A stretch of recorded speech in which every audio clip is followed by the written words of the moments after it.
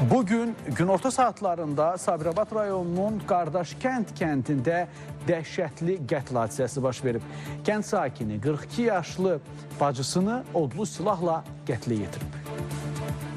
Rayonun Qardaşkənd kəndində qeydə alan hadisəyə səbəb 39 yaşlı Murtuz Məmmədovun yaşadığı evdə bacısı ilə mübahisə etməsi olub. Qardaş bacısı 42 yaşlı Ülviyə Məmmədovaya ov tüfəngindən atəş açıb. Qadın aldığı ağır xəsarətlərdən hadisə yerində ölüb. Çox mehriban bacı qardaş idilər, valla gözəl ailədirlər.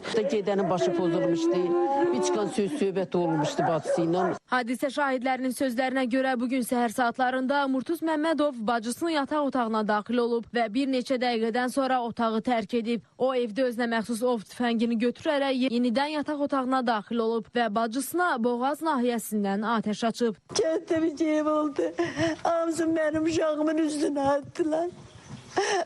Bizi özü təsir elədi, bozuldu bu.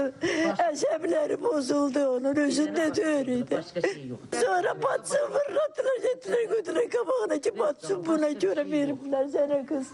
Hadisəni törətməkdə günahlandırılan Murtuz Məmmədov polis əməkdaşları tərəfindən saxlanılıb. Qətlin səbəbləri istintaq tədbirlərindən sonra aydınlaşdırılacaq. Hazırda baş verən hadisə ilə bağlı Sabirabad prokurorluğunda araşdırma aparılır. Qeyd edək ki, qətlə yetirilən Ülviyə Məmmədova bir neçə il əvvəl ilk dəfə kənd sakini ilə ailə həyatı qursa da bir müddətdən sonra boşanıb. O 2 il əvvəl Bakı şəhərində tanış olduğu oğlanla yenidən ailə həyatı qurub. Amma Ülviyə 6 ay əvvəl ondan da boşanıb və yenidən atasının evinə qayıdıb. Yaqub Mehdioğlu, Diana Cəlaliyev, Vüqar Qaliboğlu, Space TV, Sabirabad.